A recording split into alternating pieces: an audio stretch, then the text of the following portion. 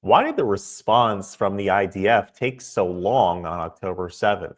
That's the topic of discussion in this clip over here with Douglas Murray on the Trigonometry podcast. Let's listen to what he has to say and then talk about it. But before you do, hit that subscribe button over there in the corner. We'd love to stay in touch. Check this out. There's one aspect of October the 7th that I found baffling, if I'm being honest, which is the response of the IDF. I think you quoted the time in your book. It took them 14 hours. Correct me if I'm wrong. No, it took parts of the army a long time, not all the army. But sorry, go on. But why was that? Because with an event as awful as that decimated young people, why did it take parts of them so long? It's a very good question, and I have some of the answers. From all the first-hand testimony I collected, I think that there's a number of things that happened. One was wild confusion. Well, let me do it before that. It was a religious holiday. Simchat Torah was being celebrated, a Jewish religious festival. It was Shabbat. A lot of people were off their phones. Religious Jews were off their phones. This was, by the way, exactly what had happened 50 years earlier when Israel's enemies, neighbors attacked it, the Arabs attacked on Yom Kippur. Same thing, 50 years later. It's very interesting. Maybe you could say that's exactly the memory span of people, 50 years, you know. But there were a lot of clever things Hamas did. One was having people come in uniforms, some of them did, in uniforms that approximated the uniform of soldiers, IDF soldiers. Another was that as soon as they overwhelmed there was a military base of young women. It wasn't really a military base, it was an observation base at Nahal Oz. Once they overwhelmed that base and they took uniforms from the base, once they killed the first policeman.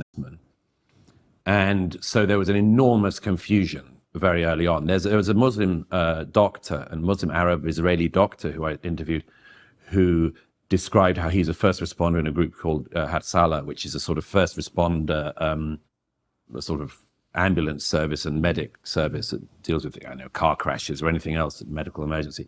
He got his alert on his device, and he happened to drive into the firefight motorway. But he told me that his name's Tariq, and he said that he saw these dead bodies in a car, stopped, and then saw these IDF soldiers, and they started shooting at him. And he thought, why are they shooting? They were Hamas dressed in this dead soldiers' uniforms, and they held him hostage as a human shield and then shot him in the knee. Fortunately, he survived. Amazing, brave man. So there was a lot of confusion. There's a young woman who was murdered with her boyfriend. They managed to escape the party, and her father described to me how they managed to escape the party in a car, and they went to one of the kibbutzim for safety, not realizing that this kibbutz, this community, was itself having a massacre going on inside. And the last conversation that this girl had with her father, she said, the police have told us we should stop here. And the police were Hamas, So now, by the point that started to come out, the army that were flooding south, and the self-starters, just people who I interview in the book and who just ran to the fight, there was enormous confusion among them. We all know this from comparatively minor terrorist atrocities. Something happens and the misreporting that immediately comes out, another tower's been hit, or there's another bomb there. It's in the middle of pandemonium. It's just it's a mess, and people were driving into the middle of firefights, no idea what they were getting into. There was definitely a point at which, when it looked like the incursion might come all the way up the center of the country, I think the army, they did lock off a part of the south, and trying to fight in these communities, but all the time trying to make sure that the incursion didn't come further up the country. and all the time also trying to get troops up to the north to stop an attack there as well.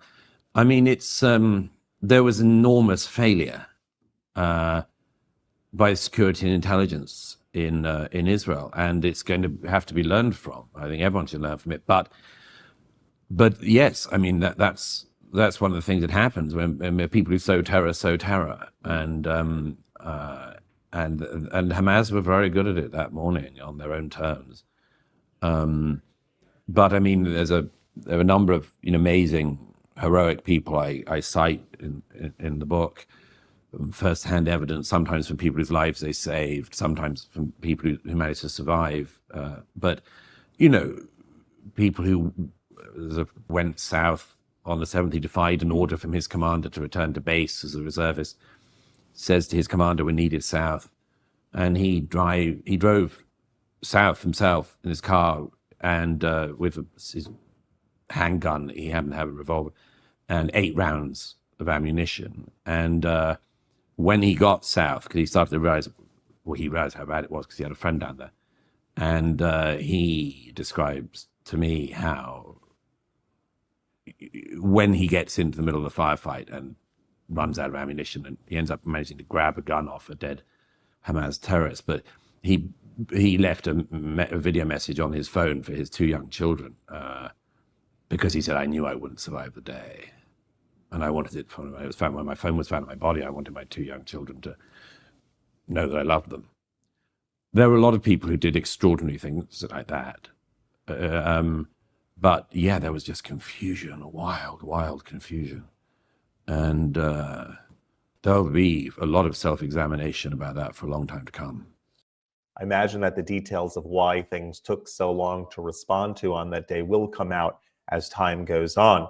One of the things that was mentioned over here by Douglas Murray is that there was a tremendous amount of confusion because of the fact that Hamas was dressing up, and in violation of the laws of war, they were dressing up like IDF soldiers, like police officers, like civilians, like ambulance drivers, and they're adding to the chaos and the confusion. But amidst the chaos and the confusion, and amidst the long amount of time that it took the IDF to respond to this, he does also acknowledge the great bravery that certain individuals had in saving lives, because when push comes to shove, you have to help your brothers and your sisters in the face of danger. God willing, this war will be over very soon. All the hostages will be returned, and Hamas will be removed from power once and for all. If you like this content overall, hit that subscribe button over there in the corner. We'd love to stay in touch. Take care.